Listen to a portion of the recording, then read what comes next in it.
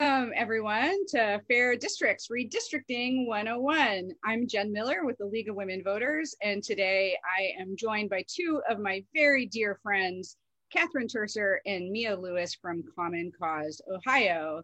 We've been busy over the last decade and for years now working to bring redistricting reform to the people. All of you or many of you participated in this, either collecting signatures or getting your friends to vote for the initiatives in 2015 to reform how state house maps are made, and in 2018 to reform how congressional maps are made. So we're going to have a great time today. First, Mia is going to talk about what redistricting is and why we have to do it. I'll talk a little bit about why it's important to have fair districts. Catherine will go through the new rules and timelines for drawing new maps. And then you'll once again hear from Ms. Mia about what you can do to make sure that Ohio has fair maps. Awesome. Thank you so much, Jen. So we're going to start from the beginning with the kind of most basic explanation of redistricting. And actually, before we get to redistricting, we'll talk very briefly about apportionment. So what apportionment is no matter what the population is in the United States, we always have 435 congressional districts, 435 members of the US House of Representatives. And because the population changes, we have to rejig that every 10 years. We reapportion them to distribute them proportionally among the different states according to population. Every state has at least one, but then because some states' population has grown and others it has gone down, we apportion the rest of those 435 congressmen according to population. And the big deal is when you lose or gain a congressman. So Ohio is very, very likely, it's not going to be official until the end of April, but it's very likely to move from 16 to 15 congressional districts. And of course, that will take some, rejigging in terms of who's going to be running and all those kinds of things. So that's apportionment. But in addition to apportionment, we have redistricting. And we'll talk about that in a minute. In Ohio, we going from 16 to 15 US congressional districts, the Ohio House and Senate districts, those numbers don't change. We're going to have 33 senators, as always, and 99 representatives, as always, as per the Ohio Constitution. And those 99 representatives, 3 are nested inside each Senate district. But for both the congressional districts and the Ohio House and Senate districts, we need to do redistricting. So what exactly is redistricting? Well, what it is basically, it's redrawing lines to make sure that each district has the same number of people. So let's say we have a fictional district here with 20 people and we have we have an area with 20 people and 4 districts. So we're gonna wanna divide it so that we end up with 5 in each district. Well, that's great, but over time, populations shift. Some people are born, some die, some move. There may be economic downturn in an area and people need to move to get jobs somewhere else. And so you end up with populations becoming unequal. And so every 10 years, there's redistricting where we redraw those lines in order to make the districts equal again. In this fictional representation here, the population has grown. And so now you have 6 people in every district instead of 5. But it could be that the population has shrunk or it stayed the same and they've just shifted from one part of the state or one part of the area to another. And so we've had to redraw those districts in order to make sure that they're fair. And this is done every 10 years after the US Census. So that's part of the Constitution, that we have a census, that we count everybody. And then we can do that redistricting because we know where people live and we can make sure that there's representational fairness where there's equal population in all the different districts. And the census can lead to a lot of political battles as it has in the past couple of years. And it's also been complicated this time around by COVID because there were delays. going to be delays in the delivery of the census data, and that will have an impact on redistricting.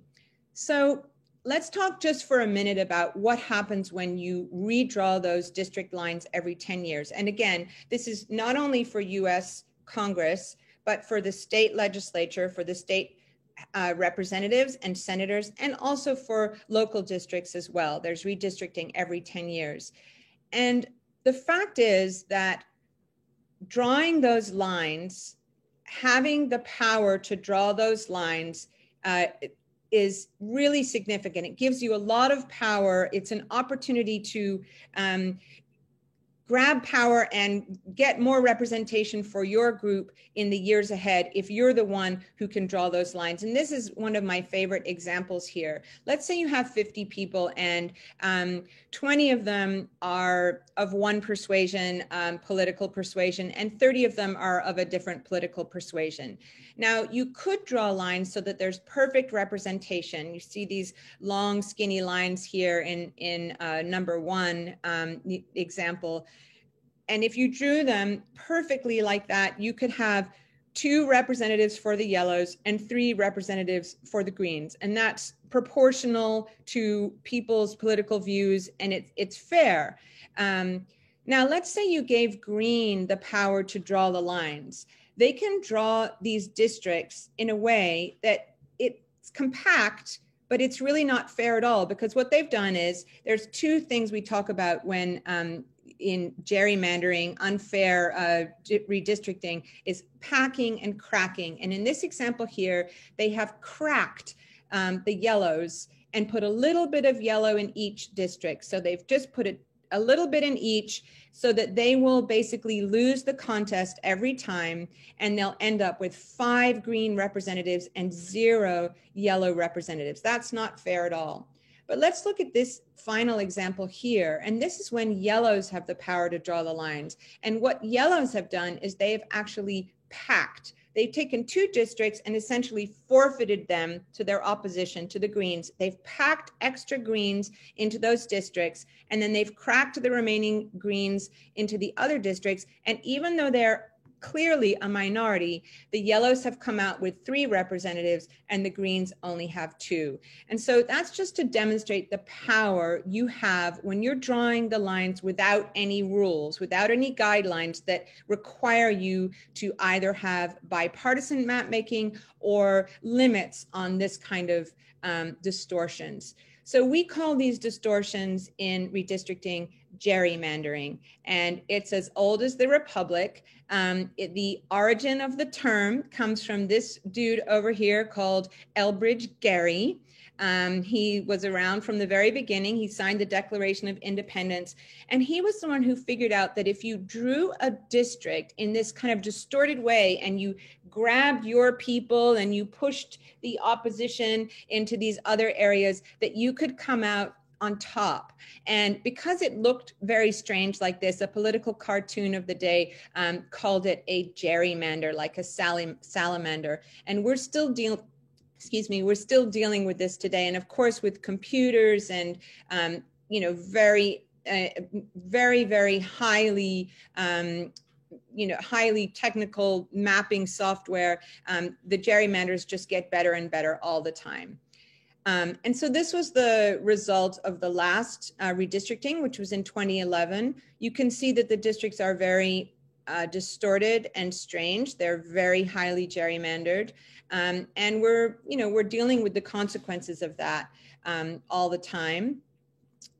What we have as a result of the gerrymander is a lack of representational fairness. And what that means is if you look overall at how people vote, the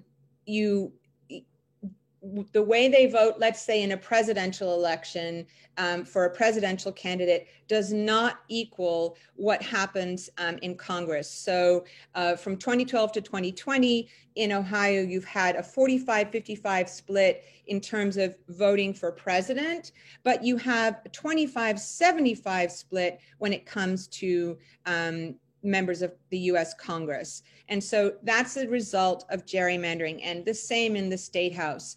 And there are all kinds of other bad things that come from gerrymandering. No lack of competitiveness in congressional districts, extremism. The real competition is in the primary because it's a foregone conclusion who's going to win in November. And so the real competition becomes more and more extreme in the primary. So these are some of the bad things that can happen because of gerrymandering. And Jen's going to talk more specifically about some districts in Ohio and the things that have happened in Ohio because of these bad maps. And then we'll go on to talk about our situation now and how it's gotten a lot better. So I'm going to turn over to Jen.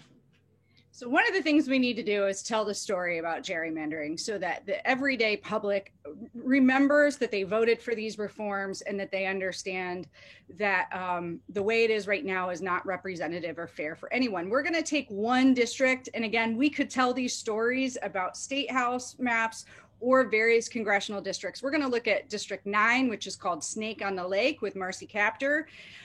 This is the first time that District 9 has included pieces of Cleveland and Toledo. It's 96 miles from one edge to the other. And actually, if you were to try to drive the northern edge of that, you'd actually have to go, or the southern edge too, you'd have to go through the water or leave the district. So this is an unusual district that was really designed to pit Marcy Kaptur against another Democratic incumbent. And one of the things we wanted to talk about is how any of these districts, any of these cities could be encapsulated in one congressional district. There's no need, and of course we need equal population or close to equal population, but there's no need in any scenario to ever have Cleveland and Toledo in the same category. But also we've split lots of little communities that are now into multiple districts. So down below this is Florence Township of 2,400 people. That's their homepage from November 4th, 2015. Dr. Niven found this from University of Cincinnati. And what he's talking about here is they just got so excited for finally getting a blue mail drop box. They had never had a blue mailbox before. They're so tiny that they don't even have a post office, but somehow the map makers thought that they were so big that they needed to be in more than one congressional district. Clearly that's not fair and that's not representative. Let's go to the next slide. And so there's something else as we think about Congresswoman Marcy Kaptur, when asked about the map. And really, she's done a lot of work in Cleveland or has traveled to Cleveland, but she's never represented Cleveland in all of her long history in public service. And she said, if I go into a place where I don't have that rootedness, it makes it much more difficult to make good decisions for the people. So now all of a sudden, she's an expert on the needs of Northwest Ohio. And all of a sudden she has to also think about Cleveland. But here's the other thing that I think is really interesting is trying to represent your constituents when there is such absolute diversity in political beliefs, as you see here in terms of the counties, how they supported Republicans or Democrats, but even more so if we think about economics. So occupations by county. So in Cuyahoga, it's mostly science. There's almost no farming. Whereas in Ottawa, it's almost entirely farming. And so just thinking about balancing all of those needs of constituents and trying to really represent the needs of constituents becomes hard when a district is so weirdly shaped for the point of making gerrymandering work. And then there's also some other things with poor access. And this is, I think, a really important point because first off, I want to say this, gerrymandering hurts every voter. Even if you're a Republican and you live and you are represented by a Republican and you are in an overwhelmingly Republican state when it comes to the entire congressional district or either state house. But here's the thing, at the end of the day, our representatives don't have to listen to us if they know they're going to win their seat. And so it does mean that access for all of us is less, and our ability to really have representative government is weakened through partisan gerrymandering. But here's a really interesting one, again, from Dr. Niven out of Cincinnati. 3.6 million Ohioans live closer to a congressional district that is not their congressperson. So 3.6 million Ohioans, their closest congressional district office is not their congressperson. So I'm going to give an example. I used to live in Old North, so part of University District, and I was in Congressman Balderson's district. His office for me was 9 miles away, where Congresswoman Joyce Beatty's was only 4 miles away. I have a good friend who lives in Mansfield, very different economically and culturally than North Campus or Zanesville, which is all of Congressional District 12. And that friend from Mansfield, to travel to Congressperson Balderson's office is about 60 miles, but to a congressperson who is not theirs is only 30 miles. So this idea of it becomes hard to really have access or to be representative when it's hard even just to get to your congressperson. Absolutely. Thank you, Jen. I'm sorry. I was just going to mention one more thing. It's also confusing for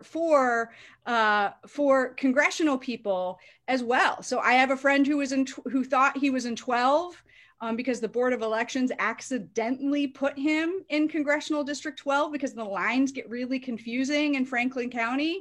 He used to meet regularly with Tiberi, who also thought he was in 12, to find out recently that he was put in the wrong district and that he was supposed to be Joyce Beatty's constituent. So how can we possibly push our lawmakers to represent us when sometimes neither the lawmaker nor the voter know what district they're in because the lines are so confusing? Absolutely. Catherine. So where are we today is this section. So one of the things that I'm always impressed by are how long the redistricting reformers had to wait. Now, we passed state legislative redistricting reform in 2015. Still don't have new state legislative district maps. We passed congressional redistricting reform in 2018, and we have had to wait until this year to actually get to the map making, meaning we won't actually have elections under the new fairer system until 2022. And I think for a lot of us, that notion of waiting and planning for the census and to have it finally get here, it's very exciting to finally be in a place where we're going to be focusing on the new maps. Now, it is a little bit complicated, and if you're willing to move to the next section, what we're going to do is we're going to look at some of the rules. And one of the things that's important as you're thinking about these rules, they are a little bit complicated, but no one should feel like the complication means that we can't be engaged or we can't be focused on calling for fairer maps, because it really is all about making sure that we get good representation. So Mia, if you'll move to the next slide. So I wanted to highlight this. So for a lot of us, there's this whole thing of like, well, how is it even constitutional that they do this crazy map making? Clearly, it hurts voters. It makes it harder for our elected officials to represent us. It has all of these different consequences for, public policy. One of the things we say is, fair districts equal fair elections, which leads to good policy. Whoa, wait a second. How is it even constitutional? And what is really sad is in 2019, in Rucho v. Common Cause, the Supreme Court, Chief Justice Roberts said, well, gerrymandering is not under the province of the federal judiciary, meaning, yes, we identify it as a problem. Yes, it clearly is not right for democracy, but it's not up to us to fix it. And so it was not declared to be unconstitutional. And that means as you look at these rules, they can be a little bit complicated and you can see that they are a compromise. But it's important to realize that there are many, many states who have not had the opportunity to even put good rules about keeping a community together in place. And so, Mia, if you'll move us to the next slide. So I'm going to go through some basic ones that fit for both Ohio House, Ohio Senate, and Congress. And so some of these rules you all will be real familiar with. Congressional and state legislative districts have to be compact, meaning hey, you can imagine they have to be close together. So you're not going to have that Marcy captured district that goes from Toledo to Cleveland. They need to be contiguous. And so in other words, you can't, they need to be connected. Now, there are other rules that affect both State House, State Senate, and Congress, and that is the focus on keeping political subdivisions together. And this is a good proxy for thinking about keeping communities together. There's a focus on counties, cities, and townships, and keeping them whole as much as possible.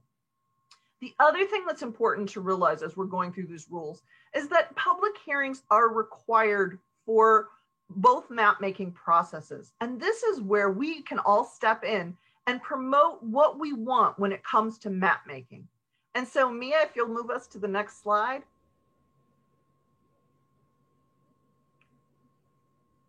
So here's some basic rules. The best way to think about them for Congress is that they address the worst excesses of gerrymandering. Okay, so what are the worst? One political party draws the district lines and they run, they basically run over the other political party and marginalize them and make it much more difficult for the other political party to get their folks elected. It makes the elections less competitive. And so what we really focused on in the congressional redistricting reform is that there's bipartisan map making. And because, let's face it, bipartisan map making is a bunch of arm wrestling, there is in fact a process for the two political parties to figure out how it is that they're going to come up with a map together.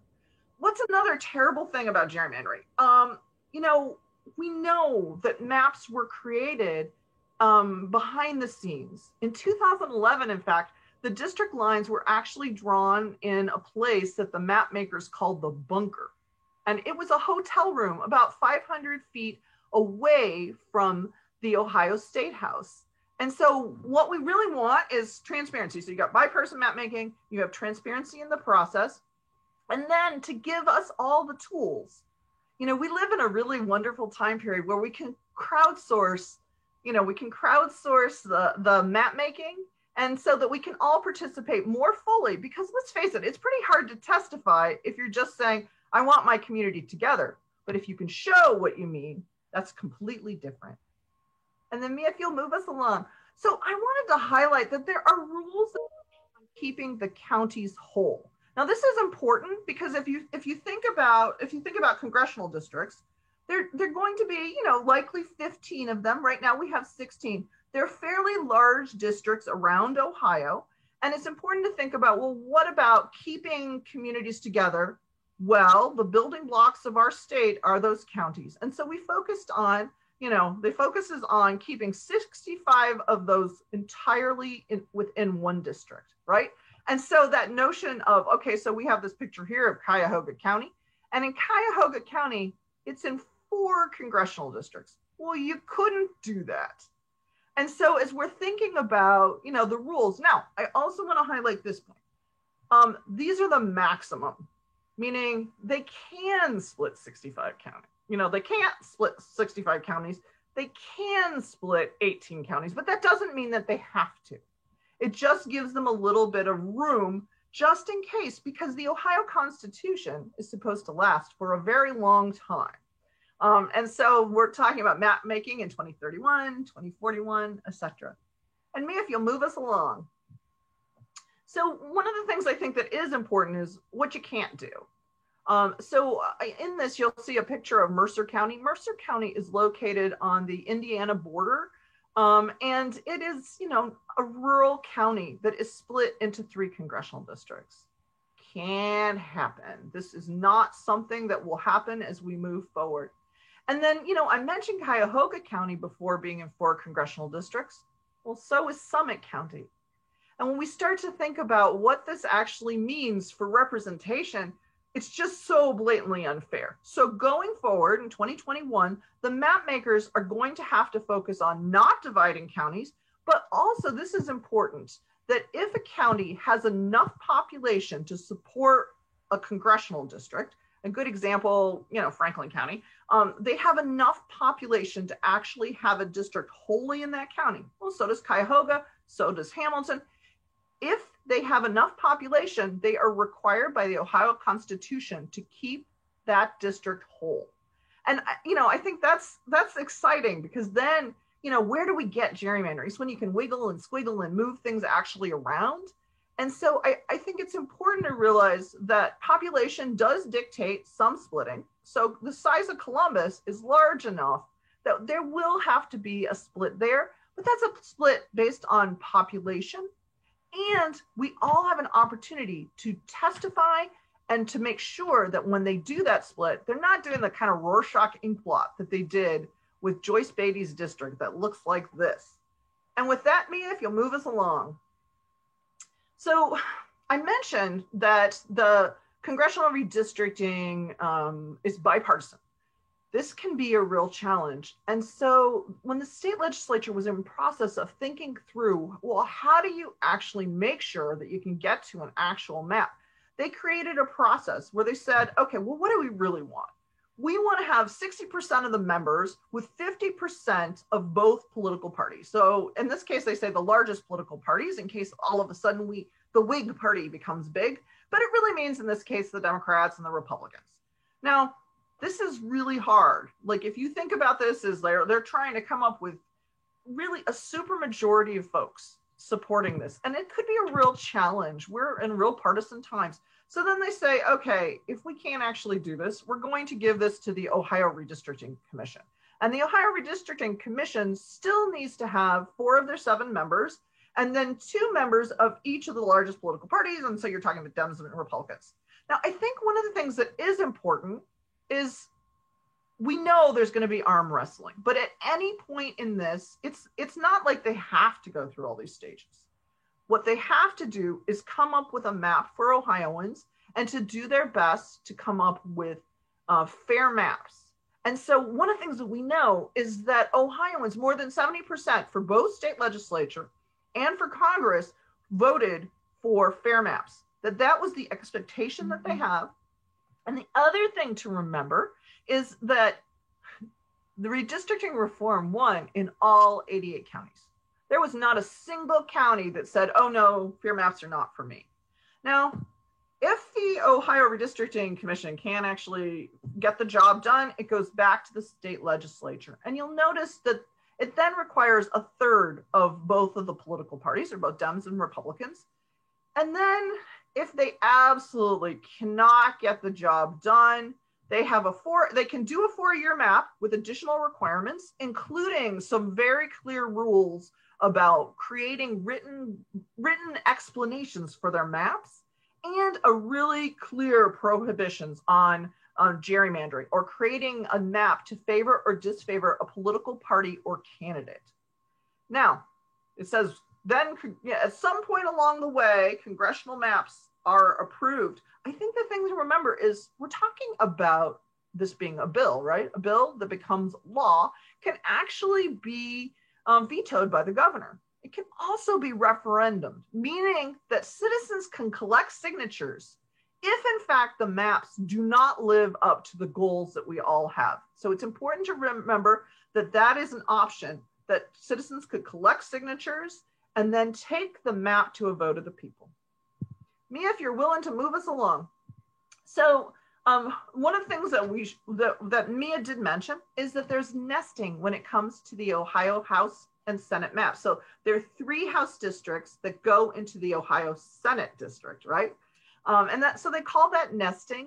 And I think it's important when we look at those maps, we think about, well, how does this all connect?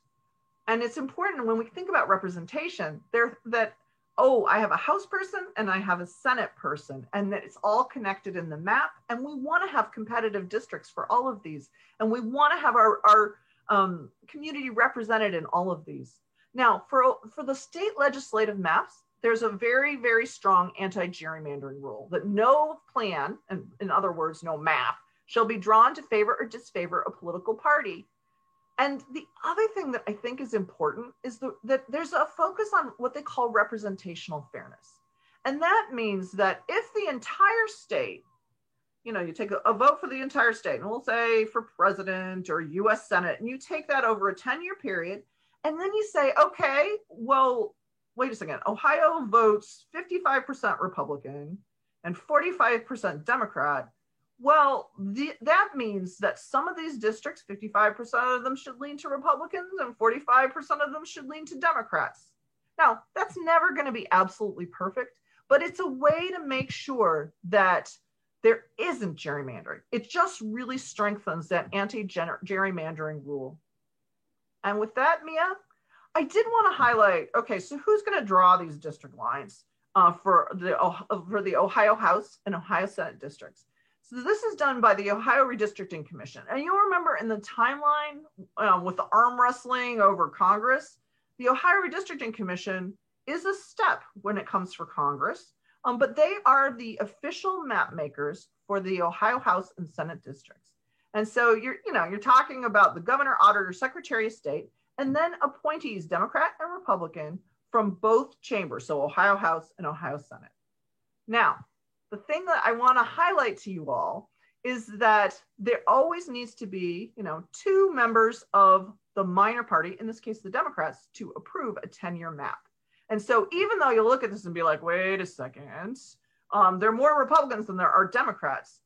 The way that they address this is by saying there has to be at least 2 of both political parties, Democrat, Republican, so that in fact you can get to a map. And with that, Mia, if you'll move us, I did want to highlight there is a timeline for all of this. So we're looking at doing map making in the fall. And I think, this is the kind of thing you don't need to know all of these deadlines. What's important to know is in the fall, we're going to be going through the process of map making. And this is the time that we're all going to get engaged in pushing for fairer maps. And on that, I'm going to hand it to Mia. Thank you, Catherine. We've heard about the bad things about gerrymandering. We've heard that we have new rules. We've heard about this long, complicated process. And the question is, now what do we do? How can we be involved? And how can we try to make sure that we get a better outcome? And honestly, you guys are going to make a better outcome, because by paying attention and by demanding fair maps, and just as Catherine said, by demanding that the people who are drawing the maps live up to the expectations of the reform, we're going to really be helping the process. We're not going to accept any old maps that they give us. We're going to say, no, that map is rubbish. We can do much better than that. So the first thing is, I want to say there's this link at the top there. That's a form that you can fill out to say that how you would like to be involved. And of course, if you go to the slides after watching this, you'll be able to click on that link and get to that form and fill it out. But I'm going to go briefly through the things that are listed on the form. And one is just, being educated yourself and staying informed, spreading the word, attending events, talking to other people about how they can get involved. Really important. You don't need to be an expert. You don't need to know all of these details. You just need to know we need fair maps. We demand fair maps. We expect this, and we are educated about it. We're going to reject the maps that are not good. We have a speakers bureau that we're training people to be a part of. A lot of groups all around the state, of groups of every different kind, want to know about redistricting. And you don't need to be an expert to just share a slide presentation with them and to let them know how they can get involved. So we're looking for folks who are interested in doing that, and you can sign up to be a part of the speakers bureau.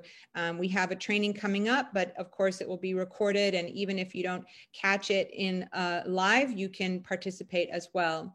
We're going to need folks to be watchdogs and to hold their legislators accountable, and also the Ohio Redistricting Commission. So that'll mean emails, calls, letters to the editor, even meeting with them. So that's something that we will give you lots of information about. We're going to need to pressure them to not only about the maps, but pressure them about having enough public hearings, pressure them about making sure they have the right implementing legislation set to go. There's all kinds of things that we need them to step up and do, and we can start working on that now.